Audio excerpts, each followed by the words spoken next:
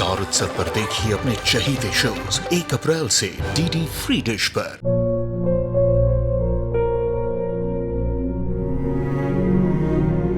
मैं डॉक्टर बनकर अपना और अपने आबा का सपना जरूर पूरा करूंगी। वादा करो मेरी बेटी सही की जिम्मेदारी निभाओगे। मुझे नहीं करनी है शादी। मेरा रिश्ता सिर्फ मेरे सपनों से है। तुम भी मुझसे कोई उम्मीद मत रखना। मेरी जिंदगी में कोई और है, जिंदगी में कोई और है। क्या एक अनचाहे रिश्ते में गुम हो जाएंगे साई के सपने? गुम है किसी के प्यार में 1 अप्रैल से शाम 7 बजे स्टार उत्सव पर।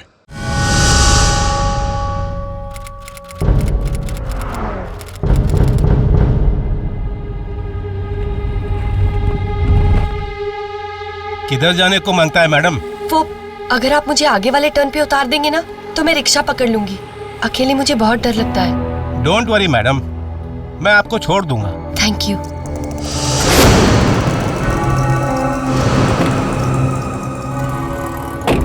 वैसे मुंबई सबसे सेफ सिटी माना जाता है हमारे देश में। आप तो बेकार में ही डर रही हैं। ये तेरी बहुत बड़ी गलतफहमी है सेठ। कहना क्या चाहती हो आप? ये जो तो जेब है ना, ये और ये जल्दी दे, जल्दी कर। और अगर मैं ये सब आपको देने से इनकार कर दूं तो क्या कर लोगे सिस्टर? तो भाईजान मैं अपने कपड़े उतारेगी, चिल्लाएगी, पुलिस को बुलाएगी और बोलेगी कि ये साला मुझे अकेली देखकर लिफ्ट के बहाने इधर लेके आया और उसके बाद मुझे अकेली देखकर मेरे ऊपर जबरदस्ती करता है। कहाँ फंस गया तू पिंटो? किसी को पता चलेगा तो क्या इज्जत रहेगी तेरी? सब कुछ निकाल के दे दे चुपचाप।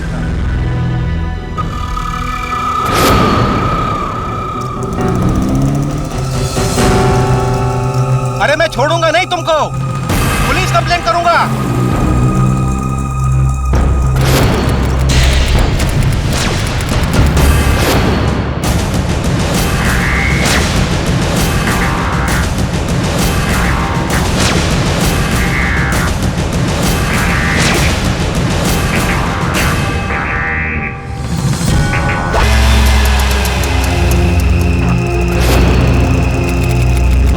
₹2000 है क्या? है ना, कड़ाक जेब में। आना सही है, मेरे पास जगह भी है, एकदम टिप टॉप। आ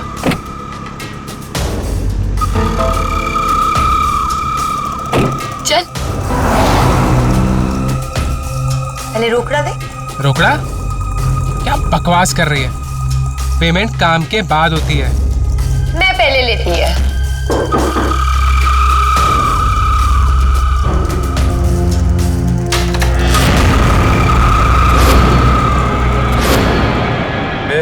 क्यों रहे इधर? हाँ? हाँ? नीचे रहे? नीचे रख। क्यों रहे इधर? हाँ? क्यों कर रहे? जो रोज होता है। ए शानी, चल इधर बैठ, इधर बैठ। चल, दोनों पुलिस चौकी में चल। अरे साहब, पुलिस स्टेशन जाके क्या करें? जो भी करना इधर ही कर लेते ना। बहुत बड़ी पार्टी थी रे। चल। नमस्कार, सावधान इंडिया मुंबई फाइट्स बैक में मैं अतुल कुलकर्णी आप सबका तहे दिल से स्वागत करता हूं। मुंबई अरमानों का वो शहर जिसने न जाने कितने ख्वाबों को हकीकत में तब्दील किया है। आज भी कई सारी ख्वाहिशों का आशियाना है ये शहर। यहाँ किसी भी हालत में लोग हर रोज काम पर निकलते हैं ताकि अपनी और अपने परिवार की जिम्मेदारियां वो ईमानदारी से निभा सकें। लेकिन फर्श से अर्श पर पहुंचने की चाहत रखने वाले यहाँ कई ऐसे भी लोग हैं जो पलक झपकते ही सफलता की शिखर पर बैठ जाना चाहते हैं, जिन्हें सब कुछ चाहिए तो सही लेकिन वो शॉर्टकट से। और ये वही लोग हैं जो मुंबईकरों को लगातार धोखाधड़ी और फरेब के जाल में फंसा रहे हैं। ऐसे ही जमात से ये जोड़ा भी जुड़ा हुआ था जो अपनी साजिश में लोगों को फंसा रहा था, फिर चाहे किसी निर्दोष की जिंदगी दांव पर ही क्यों न लग जाए। और खास बात यह थी कि ठगी और जालसाजी के धंधे में यह जोड़ा अपना पैठ बढ़ा रहा था और पुलिस को इस बात की भनक भी नहीं थी। ऐसे में मिस्टर पिंटो के साथ जो फरेब हुआ वो पुलिस के लिए एक चुनौती था और सरदर्द भी। बहुत गलत हुआ आपके साथ मिस्टर पिंटो। मैं आपके पूरे पैसे दिलाने की पूरी कोशिश करूंगा। जी इंस्पेक्टर साहब।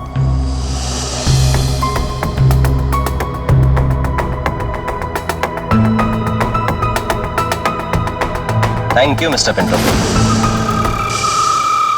अच्छा है ना? नहीं, नमक कम है बिरयानी में। चने डालना। कुछ और बोलूं क्या? उसको ठंडा ठंडा आइसक्रीम बोलना।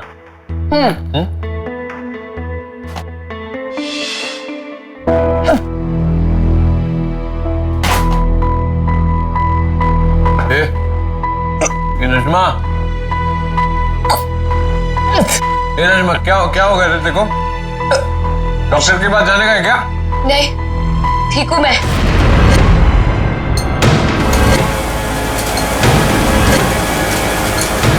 ये स्केचेस सभी पुलिस स्टेशन पहुंच जाना चाहिए। जी सर।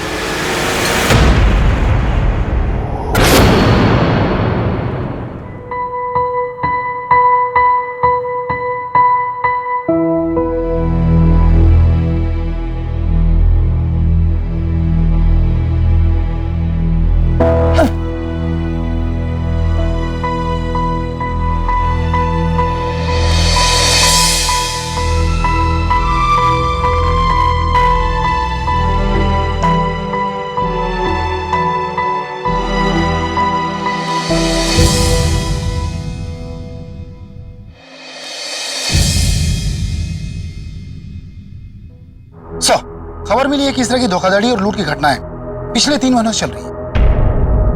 फरियादियों ने ऐसे एक जवान जोड़े के बारे में बताया।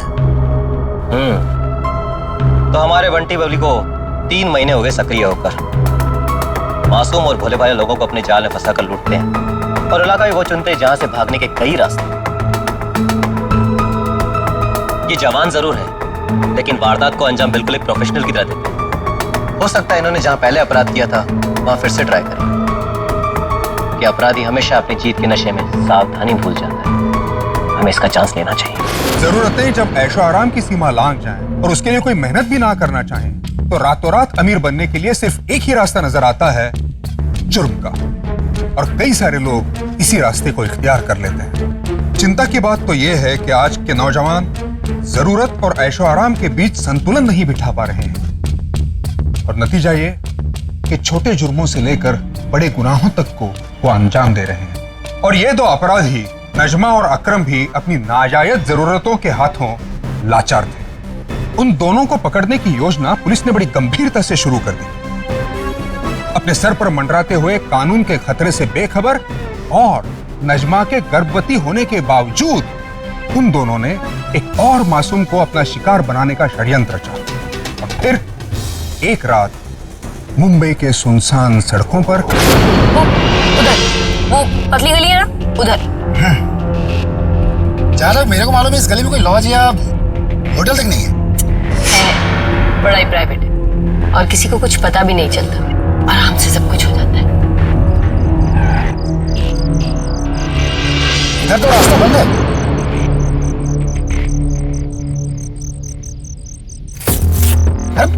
ये क्या करी तू? ये क्या करी तू? अब से तुम्हारा सारा निकाल।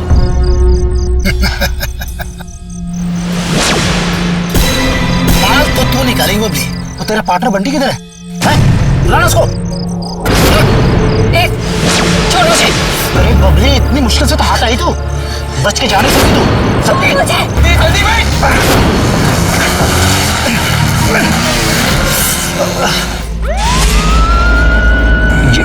ये शिक कॉलेज पे क्यों नहीं आ रहा है? हेलो, कोई सुन रहा है? Hello hello, hello. हाँ साहब, दोनों निकल गए साहब। ठीक है, ओवर। ठीक है साहब। एक छोकरा अपराध करके बाइक पे भागा है। चौकस सेवा, रिपीट। एक छोकरा बाइक पे, ओवर।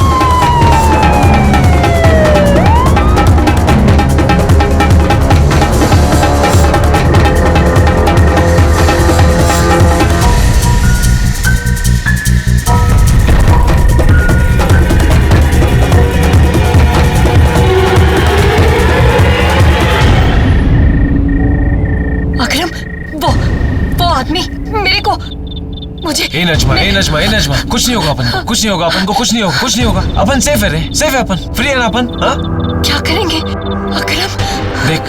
देख नजमा, अभी है ना, अभी अपन एक साथ में रह नहीं सकते हैं। अपनी पहचान हो गई, ठीक है? पुलिस एक लड़का एक लड़की को साथ में ढूंढ रही होगी, तो अपन को एक दूसरे से थोड़ा अलग अलग रहना पड़ेगा। तो थोड़ा दिन के लिए, हाँ थोड़ा दिन के लिए। बन जाएंगे किधर भी नजमा, किधर भी अंडरग्राउंड होने का है अपन को, बस अंडरग्राउंड होने का है, और किधर भी जाएंगे। तेरे पास कोई है जगह, कोई जगह रहने का वास्ता है क्या? हाँ मेरी फूफी बाइकुला में रहती है, वो मेरे को रखेगी ना, मैं जाएगी उधर उसके पास। हाँ बस तू उधर जा। वो दोनों अब भगोड़े बन चुके थे, लेकिन गर्भवती नजमा के लिए अपने पार्टनर के साथ कदम मिलाना इतना आसान नहीं था। चालाक अकरम ने अपना शातिर दिमाग चलाया और वो दोनों अलग हो गए। गुमशुदा होना पकड़े जाने से बेहतर था, लेकिन हर नई स्थिति अपने साथ एक नई चुनौती भी लाती है। इन दोनों के साथ भी वही हुआ।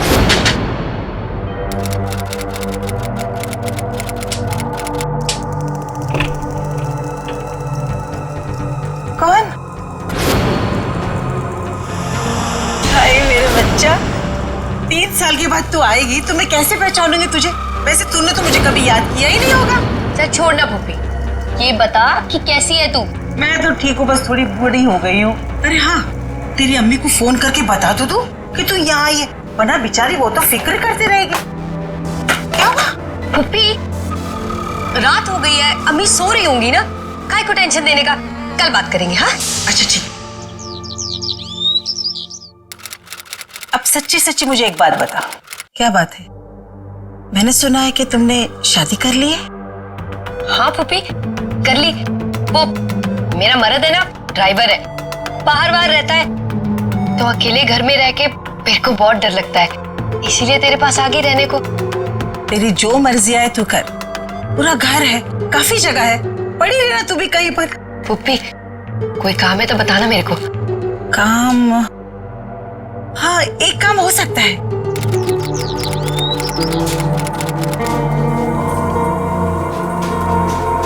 आइए ना,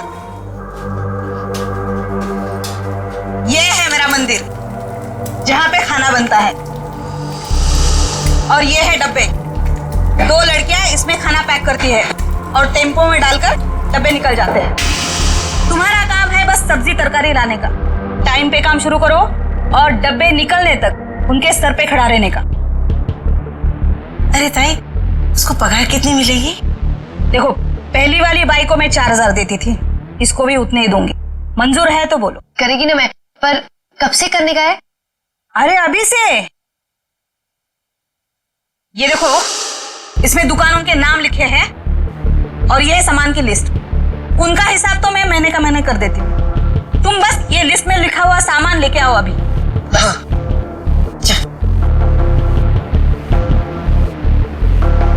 ताई, इधर उधर रहने के वास्ते कोई जगह मिलेगी क्या? रोज कौन फूफी के घर से हाँ आएगा? जगह तो है, लेकिन ढंग से रहना पड़ेगा। रहेगी ना? मेरी बेटी है, कॉलेज में पढ़ती है, हॉस्टल में रहती है, कभी कभार यहाँ आ जाती है। वैसे तो मैं अकेले रहती हूँ,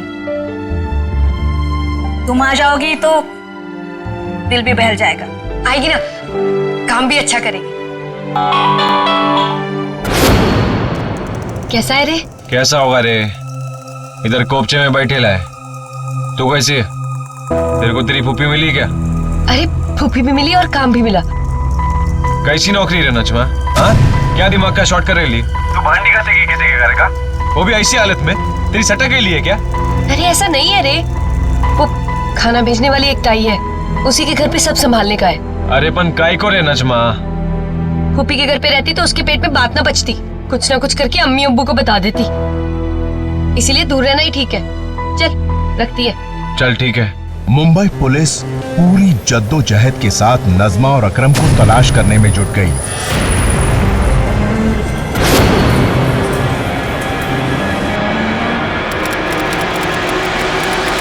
ध्यान से काटना। हुआ? ये साला रोटी तेल और आटे के चक्कर में सारे सपने घुस गए। कर क्या रही है मैं?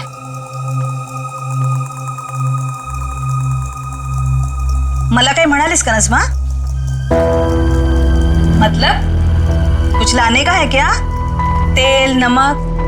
वो ताई, रोटी के लिए आटा खत्म हो गया, मैं लेने जा रही है।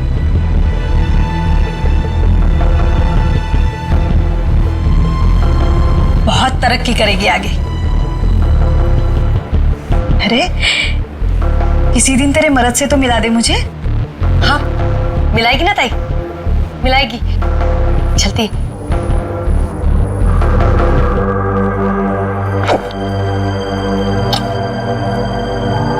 पहले बूढ़ी फूफी और बाद में भोली ताई को नजमा ने अपनी मासूमियत से बड़ा प्रभावित कर दिया।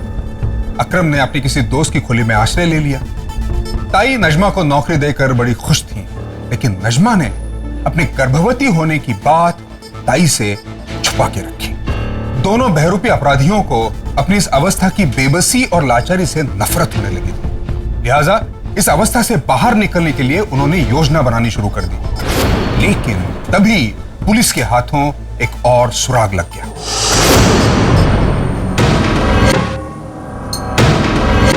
ए सुनो।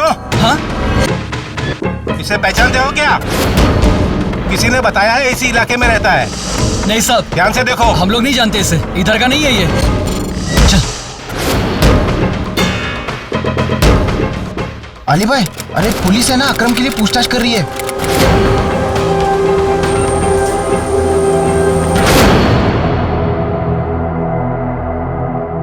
नहीं साहब, कभी देखा नहीं। देख अली, शक्ल पे तो बहुत ही सीधा इंसान लगता है। तेरा ही छोकरे के साथ क्या रिलेशन है वो तो मैं निकाल के छोड़ेगा। अब तो सीधा सीधा बताएगा।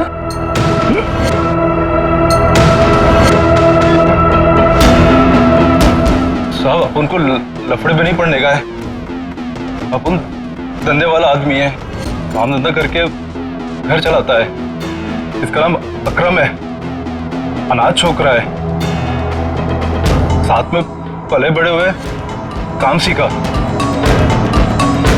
मैकेनिक भी अच्छा है, लेकिन गड़बड़ है। इसको पैसा कमाने का बहुत है, कभी कभी बहुत ज्यादा गड़बड़ करता है। अपन जानता है। एक दिन अरे अकरम। हाँ हाँ अली भाई, ये फारूकी भाई हैं। अस्सलाम वालेकुम। वालेकुम अस्सलाम। इनकी गाड़ी खराब हो गई है यार। अच्छा तो तू देख लेना क्या है क्या नहीं है। हाँ। और एक मिनट जरा। अच्छा सुन, देख इनकी माली हालत बड़ी खराब चल रही है। हाँ। इनसे पैसे मत लेना, ठीक है? ध्यान रखना सब कुछ। ठीक है भाई, तुम जाओ, मैं कर लेगा। ठीक है खान साहब, मैंने इनको बता दिया है सारा करने के लिए। ठीक है। तो ये कर देगा, ठीक है? मैं आता हूँ। अस्सलाम वालेकुम। हाँ भाई, क्या क्या खराबी है भाई? चलते चलते बंद हो गई। अच्छा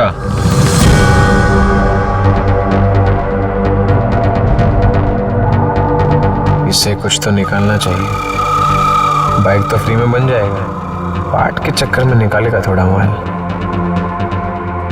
भाई। हाँ भाई, तुम्हारा कार्बोरेटर ना खराब हो गया, बदली करना पड़ेगा। हाँ भाई। अकरम, तो भाई मेरे को 500 रुपया दे दो, बाकी मैं सेटिंग कर लेगा।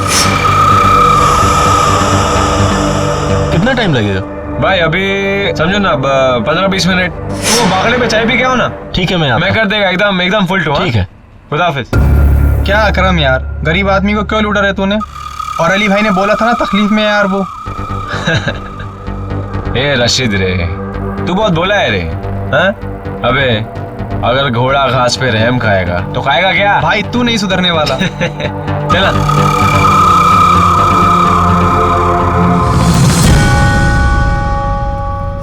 रशीद उसका दोस्त है साहब, और वही आपको सब कुछ बता सकता है। रशीद?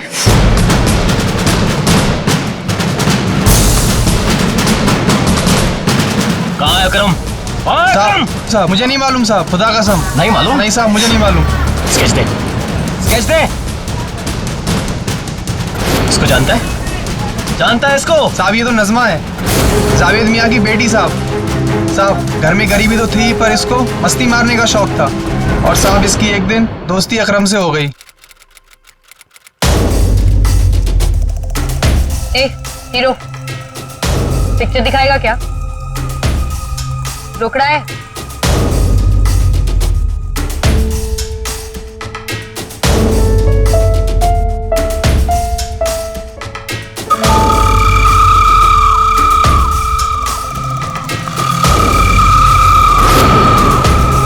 रशीद!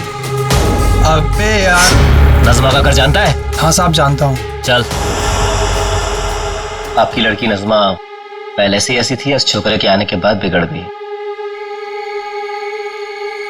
ईमानदारी की बात तो यह है साहब कि हमारी बेटी को पहले से ही ऊंचे और झूठे ख्वाब देखने की आदत पड़ गई थी, और चोरी की आदत तो थी ही उसको।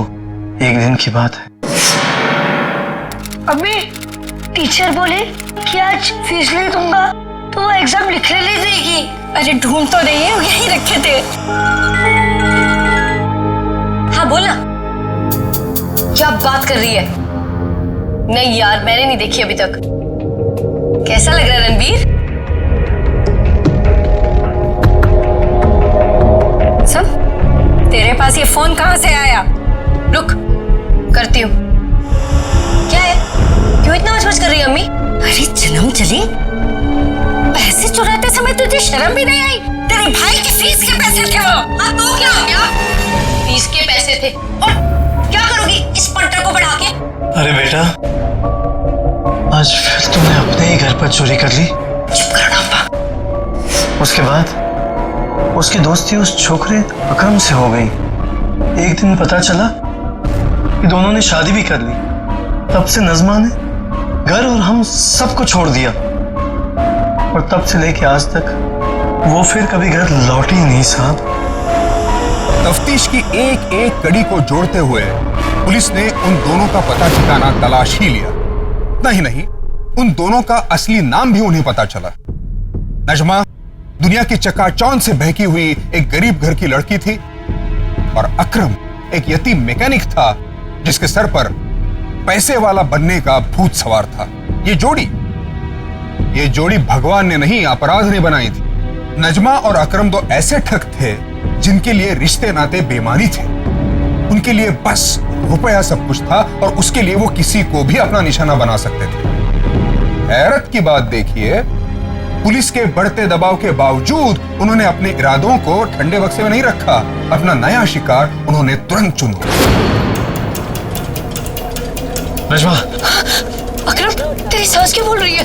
नजमा, पुलिस वाले को अपना ड्राइंग मिल गया है। अभी पांडू को चकमा देके आया अपन। अब क्या करेंगे अकरम? अभी है ना, अपन को बहुत बड़ा हाथ मारना पड़ेगा, बहुत बड़ा हाथ मारना पड़ेगा, और उसके बाद मुंबई से कल्टी। हाँ,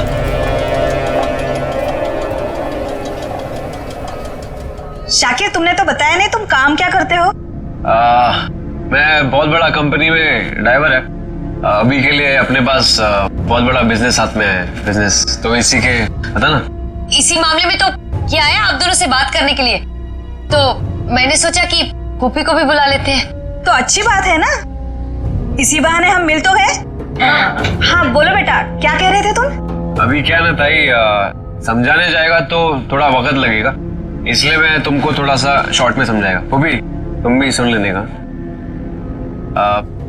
पहले ये सुन लो कि प्रॉफिट कितना होगा। प्रॉफिट? हाँ, शाकिर के पास एक बहुत बड़ा बिजनेस आइडिया है। अगर आप शाकिर को पैसे दोगे ना, तो 1 महीने में 10 गुना।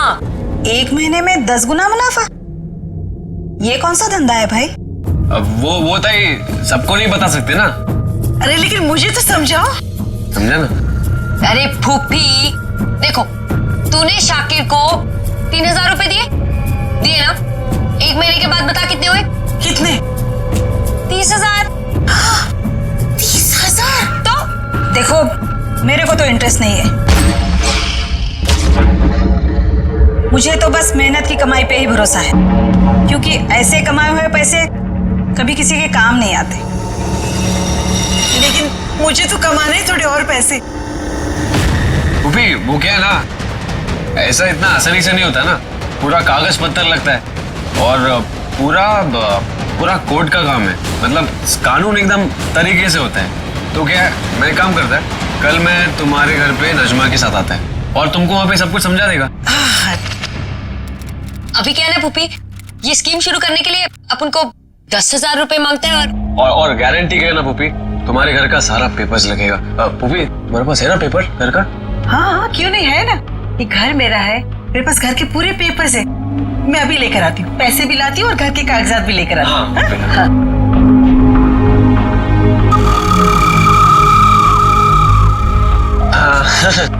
ये लो, पूरे 10,000 रुपए है और ये मेरे पूरे घर के कागजात है, देख लो। है बेटा? हाँ। पुप्पी मैं क्या बोल रहा है अभी ना, हमारे अंगूठे का छाप ली। अच्छा।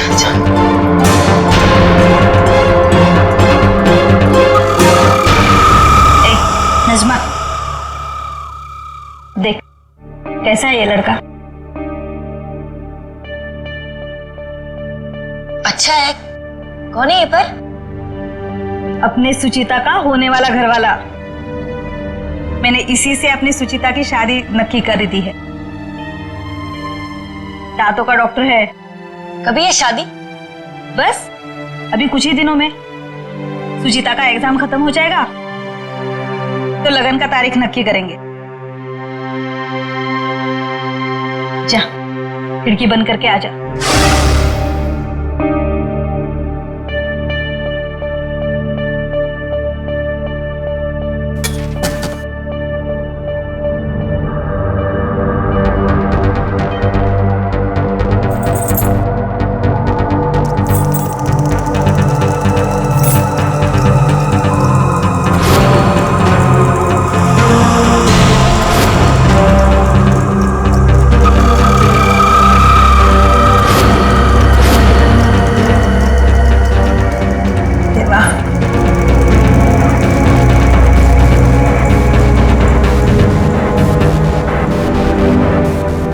देख, सुचिता के लिए बनाया है, कैश भी है और जेवर भी। ये मेरी पूरी जिंदगी भर की कमाई है जो मैंने सुचिता के शादी के लिए जमा करके रखी है, सुचिता के पिताजी के जाने के बाद।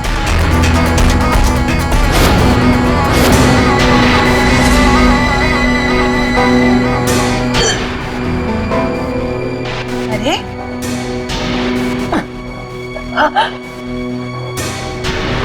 अभी तेरे को डॉक्टर के पास आना ही पड़ेगा नज़मा।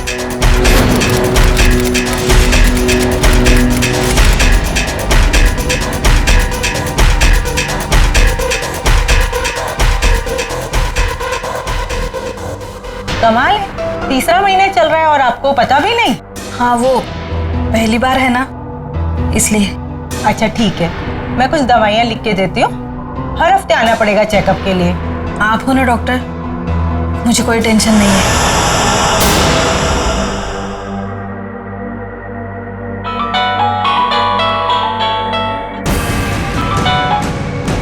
हाँ नजमा बोल। अरे सुनो अकरम, अब ताई की छोकरी है ना सुचिता, वो गई अपने हॉस्टल वापस, और अब अपन को जो भी करना होगा आज रात ही करना होगा। हाँ, और बोलता है तो आज ही हाथ साफ कर देते हैं। हाँ, मैं एक काम करता है, मैं आज रात को पूरा तैयारी करके आता है, ठीक है? चल जाती हूँ। कौन है? हाँ आई। अरे तुम कहाँ रह गई थी? कब से बाजार गई थी, अभी लौटी है? वो ताई, शाकिर आया ना मेरे साथ। तुम आओ आओ, अंदर आओ ना। ताई वो तुम दोनों इतने घबराए हुए ऐसे क्यों लग रहे हो? क्या हुआ? मेरे पेट में। अरे डॉक्टर के पास जाना है क्या? बोलो ना, क्या तकलीफ हो रही है? जाएंगे, अभी जाएंगे क्या? अभी जाना है? ताई ताई, तुमको थोड़ा अभी रेस्ट का जरूरत है। चाबी किधर है? ये उधर देख। जल्दी करना।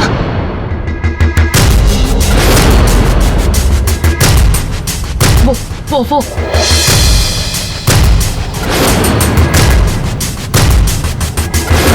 ये हाँ।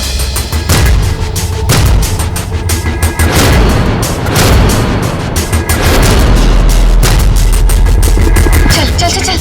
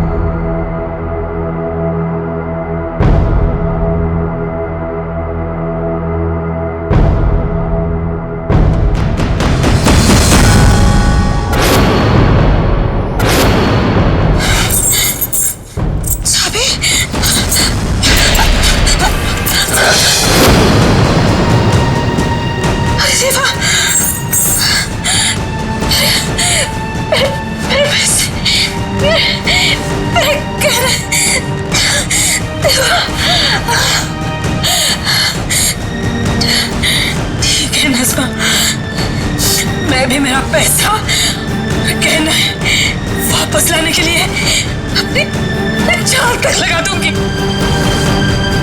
देखती हूँ कहाँ तक भागते हो तुम लोग। बूढ़ी फूफी को तो पता ही नहीं था कि उनके साथ क्या षड्यंत्र रचा जा रहा है, और मासूम ताई ने तो अपने भोलेपन में चोर के ही हाथों में तिजोरी की चाबी दे के रखी थी। उनको इस हादसे का तभी पता चला जब वो अपनी पूरी जिंदगी की कमाई गंवा बैठी। लेकिन ताई ने अन्याय के विरुद्ध आवाज उठाने की ठान ली। वो तुरंत पुलिस के पास चली गई, और पुलिस तो पहले से ही नजमा और अकरम का फंदा लेकर बैठी हुई थी। लेकिन पुलिस के हिस्से में आने वाली परेशानियां अभी कम नहीं हुई थी। वो दोनों हमारा सब कुछ लूट के लेके चले गए सब।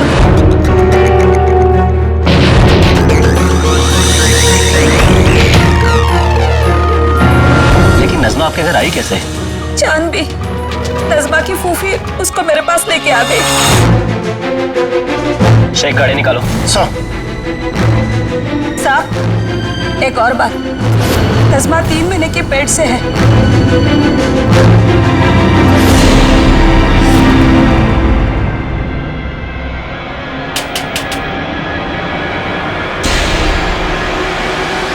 साहब, आप लोग? वो फूफी घर में है क्या? यहाँ तो कोई फूफी नहीं रहती है साहब। अरे वो जानवी, ये उसी का घर है ना? नहीं, ये घर तो नज़्मा का था जिससे मैंने खरीदा है। क्या मैं आपके घर के कागजात देख सकता हूँ?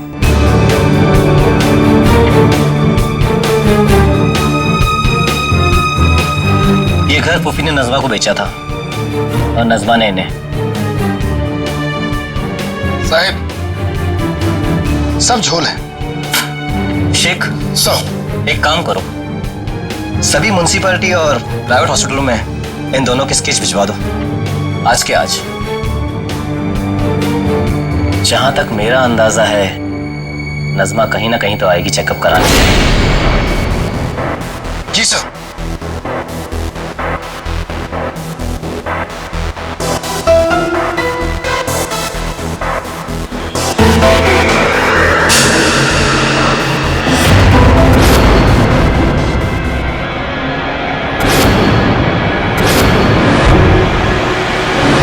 अरे, ये तो वही पुलिस वाला है।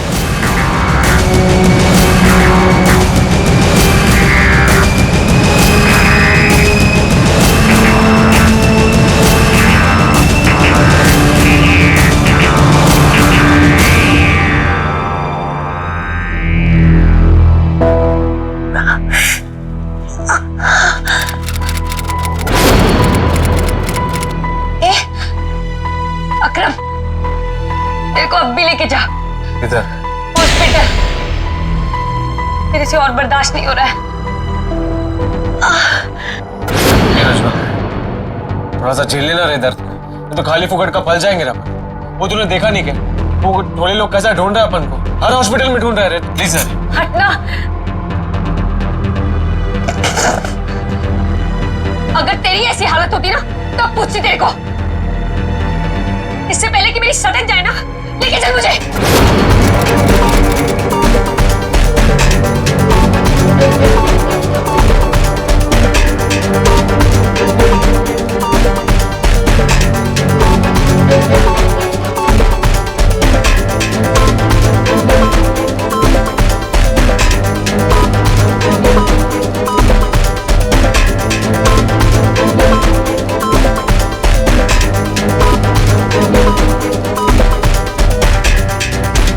नजमा तू इधर ही बैठ, मैं 2-4 फोन घुमा के आता है। हाँ बैठ।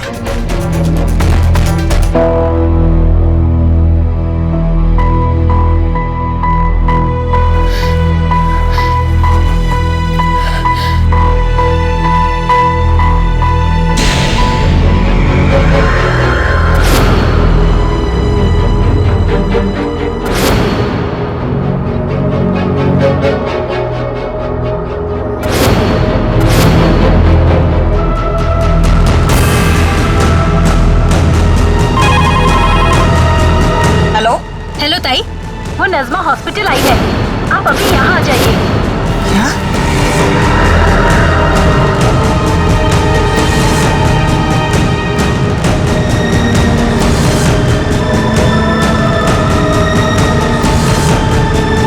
हेलो पाटिल साहब।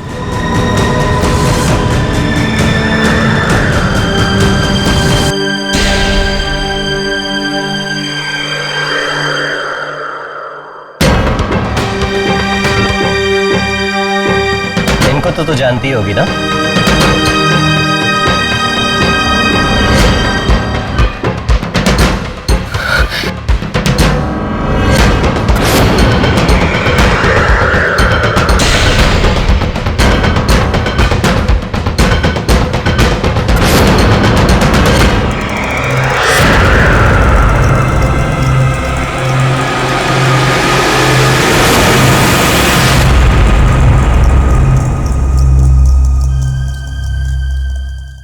साहब, ये कुछ नहीं बोलेगी और पेट से भी है, इसलिए इसे हाथ नहीं लगा सकते। क्या करें, टाइम निकल रहा है, कहीं अकरम ना निकल जाए।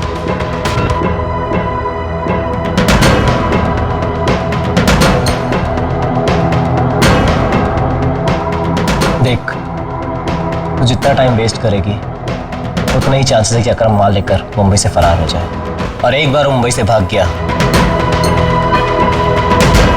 तो क्या वो वापस आएगा?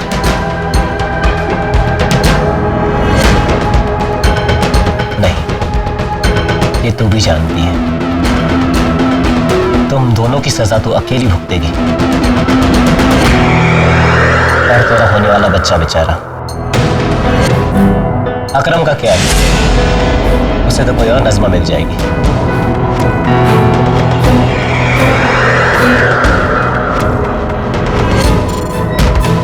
भूल जाएगा तुझे हमेशा के लिए। नहीं साहब, ऐसा मत बोलिए। अकरम मुझे और अपने बच्चे को छोड़ के कहीं नहीं जाएगा, मैं जाने नहीं दूंगी।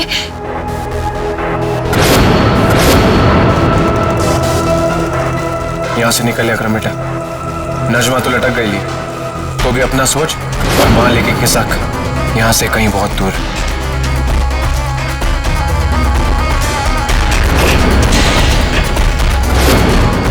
कहीं जा रहे लायक है?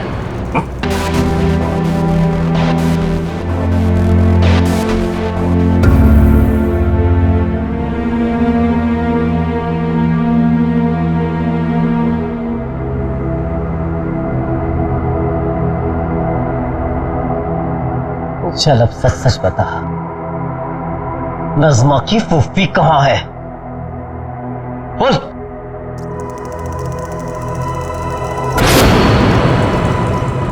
फूफी के घर पे गया था। क्या बना रही फूफी? मुझे पसंद है ना, मटन कोरमा बना रही हूँ। पर क्या करते, वो नजमा की फैमिली को बता देती तो, इसलिए टपका दिया उसको भी।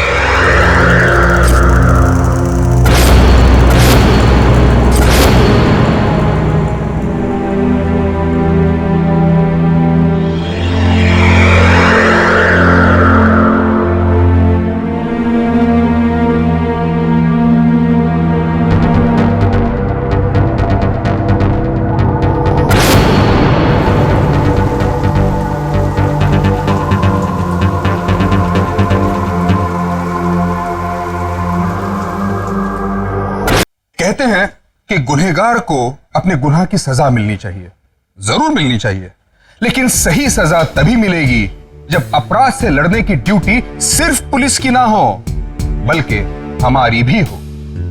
हम अगर सावधानता बरतते हैं तो हमारे हिस्से की लड़ाई हम काफी हद तक जीत सकते हैं। देखिए, किसी पर भी भरोसा करना कोई बुरी बात नहीं है, लेकिन भरोसे के साथ साथ सतर्कता का होना बहुत जरूरी है।